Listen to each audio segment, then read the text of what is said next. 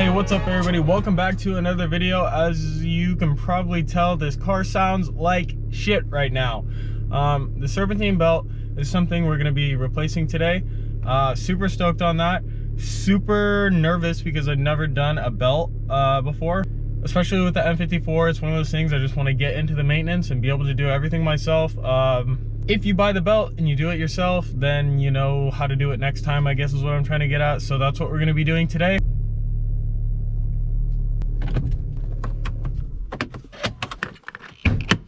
So everybody, one thing I would really recommend you do if you do decide to do your Serpentine belt is just replace the tensioner pulley and the idler pulley all at the same time.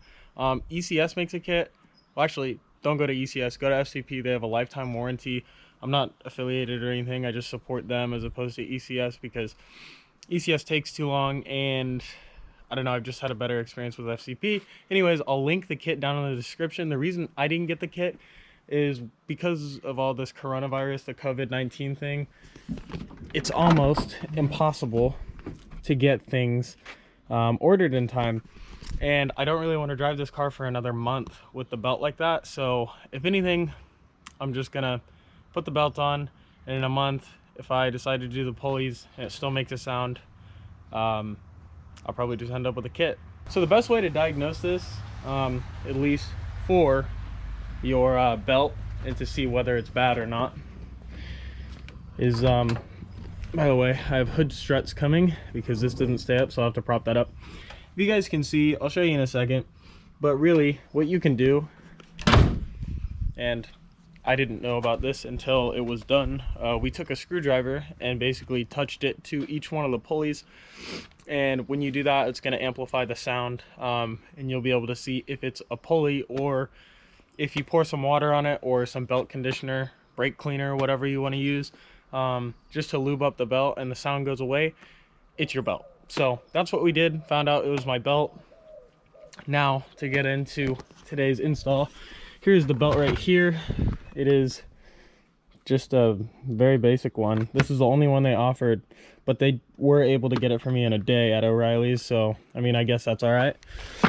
This is the belt conditioner I was talking about. So what you want to do is just spray this on your belt, lube it up, and then if that sound goes away, it was your belt. All right guys, so the first thing you're going to want to do is if your shocks are blown or your struts, you want to take a golf club and prop your hood open. That's what I did. Then what we're going to do is go down here. These are, I don't know what they are. They look to be like T20s maybe. I don't know. I'll have to find out. But you want to take your Torx bits, get in here with the Torx screwdriver or something, get this off so we can pull this whole duct off, because this is going to be in the way. We're going to have to pull out the radiator fan and we'll go from there. Okay, well, it's definitely helpful to have two hands, but you guys get the point. Get these out on both sides, and then I'm going to throw these in a little tray so we don't lose them. Okay guys, the next step is to disconnect this from the actual airbox. There's these little clips, these little spots, and then these little clips on the sides. If you can see those, this one was broken on this side, so that's kind of unfortunate. I'm going to set this aside. No rocks in there, that's good. So now as you can see, the belt is a little closer. It's still going to be really pain in the ass to navigate this, but what we want to do is pull this fan out. There's a lot to do here until we get down there to the belt. We're probably going to loosen this little cross brace here, if you can see this one, the one that's got all the lubricant on it.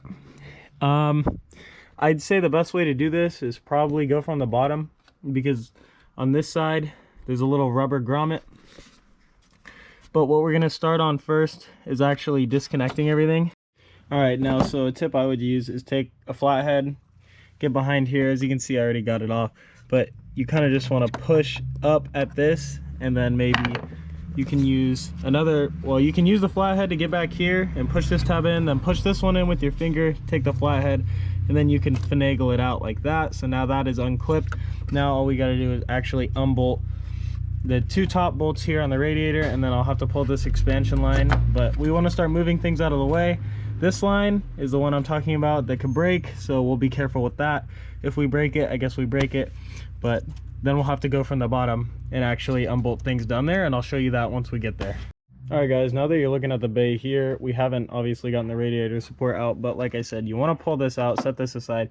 These clamps, you can see you have this one here and this one here. Be very careful you do not break this line, because we will be having to move it probably over this way once we actually need to pull the fan out. But from here you want to take a T25.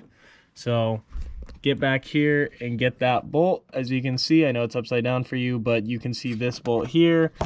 We're gonna loosen that, and then we'll have to go under the car and loosen the bolts down there.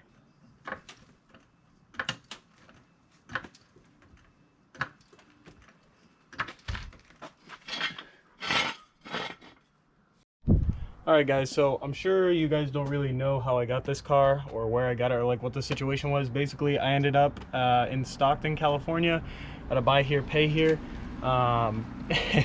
So this is kind of ghetto, but I'm going to show you this whole jack point. Obviously someone's wrenched on this car before, because there's no, like, that piece is gone. So I'm just going to set it there, and it should sit there because it's right on frame, so that's fine. But I just thought that was funny.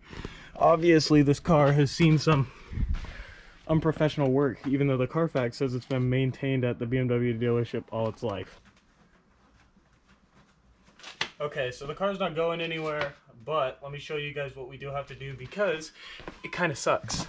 So welcome to Germany. What we have to do is pull this whole beautiful skid plate off. So as you can see, these look, I don't know, like 10s or something, or 8s or something. And as you can see, there's been a good gash in the bumper. So lucky me, I don't even have to pull them all off, because looks like the car's been fucked up a few times. So not even all of them are in here. So we're gonna pull the skid plate off, and then we should be good. Okay, so the install, or taking this out, was not that bad, because I was like missing half the bolts. So I'm gonna count these out. I don't know how many I'm supposed to have, but I don't have what the car came with. Anyways, this monstrosity is out. Thank God. I'm gonna shake this off. Look at all that rock and shit. Alright guys, so we are now directly under the driver's side. Right here is the last bolt to T25 for the radiator. So just remember, you pulled everything off, like the whole skid plate, just to get to this stupid fucking bolt. So we're gonna pull this off, and then there's a rubber grommet somewhere up here, farther up, and we'll be able to just pull that whole thing out. So let's get that bolt done. Okay guys, about an hour later, I finally managed to get this thing out. So a little tip for you guys on these.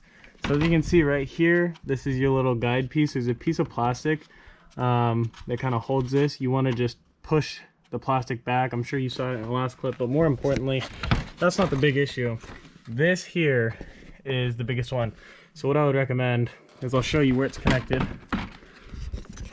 This little grommet sits right there. Sits right in between here, right?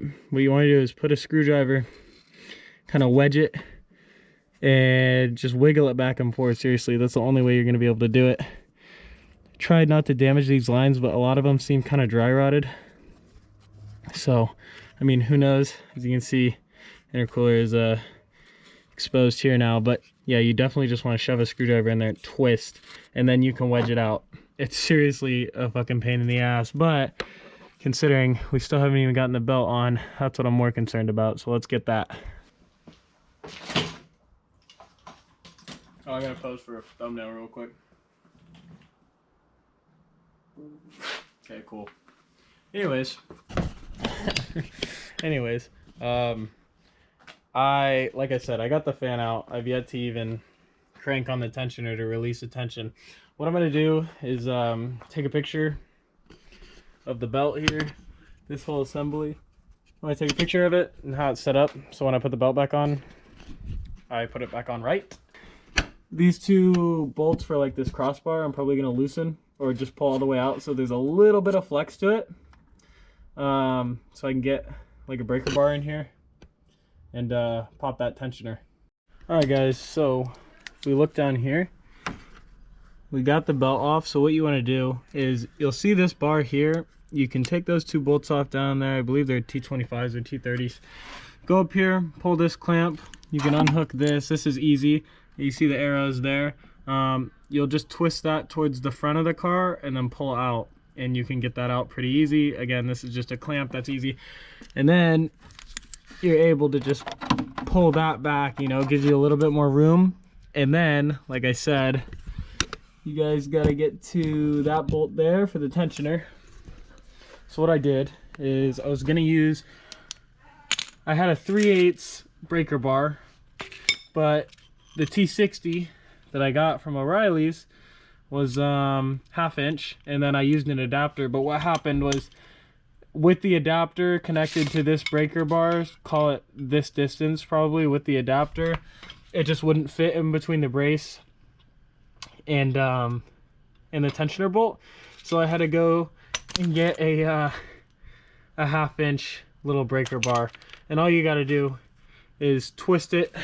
You would come in here. You're gonna come in here, right? You put that in there, twist it this way to relieve some tension. You can pull the bolt off the first part of the pulley there. Leading me to now, where I have the pulley off, I mean the belt. We got the belt off here. We have this OE Global Supplier belt, so we're gonna slap that in there. And a tip to putting the belt back on, you wanna start at the crank pulley down there. I don't know if you can see it, but start at the biggest 2 pulleys and work your way up. It's really not that hard. You should be able to get it just fine. I'll let you guys know when that's in, and then we'll proceed to start hooking everything back up. All right guys, so if you're a weak pussy like me, it's kind of hard to pull this. So obviously just look up or draw yourself a belt diagram of how it goes on. Show you here. So as you can see, you start down here, it goes over this little center, this center pulley, which doesn't do anything besides it's like a pulley to help guide the belt. And you kind of come up here. Tricky part was it kept slipping off of that pulley there when I was trying to get it on here with the tension, because you have to crank away that way with this, so you have to crank that, you know, and then you got to pull the belt over the opposite way. So it's definitely easier with another person, but we managed to just fine. I also cleaned the pulleys off with some of the belt conditioner, so now we can take this out, so we don't need this anymore. But we can grab our T25 or I always forget which one it was, down for these 2 bolts here, and tighten that base back on there, and then I can clamp this back up, and then eventually we'll be able to drop in the radiator fan, button things up, and we should be good to go. All right everybody, I'm gonna go ahead and crank this up for you in a second. Everything's all buttoned up. Put this back, like I said, be careful with this line. We got it all good. The fan's back in. A little quick tip, if you want that rubber grommet we were talking about earlier, I showed you in an earlier clip, that sits down here. If you take, I guess I put the grease away, you just take some general grease and just grease up that grommet. It'll slide in its little that little bracket a lot easier when you're putting this in, especially by yourself. Luckily I had some help putting it back in. This is all buttoned up. The only thing that I had an issue with is that little cross brace down there, this one here that we had to move or unbolt. I went to go tighten in one of them and snapped one inside. So it's not a big deal because it's not like a crucial thing. It's still held in. But that's basically it. Let's go ahead and give it a crank. You guys can hear that this thing does not have an awful squeal to it anymore.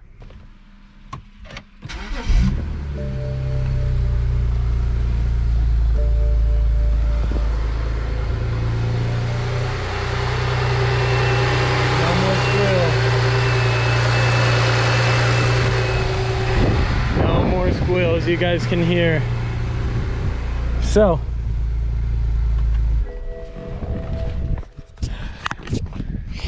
I'm gonna go ahead and put this back on here, but realistically. That's going to wrap it up for this video. Thank you guys for watching. Hopefully, if you're watching this for the tutorial part, you guys, this was helpful for you. I tried to make it as in-depth as I could and film as much as I could, because some of the tutorials I saw just weren't quite as in-depth as they should be. So hopefully this was entertaining enough to watch. It's probably going to be kind of a longer one, but anyways, hope you guys enjoy. I want to throw some 10 mil spacers on here, clean everything up, and then we're good to go. Thanks for watching, guys. Subscribe for more.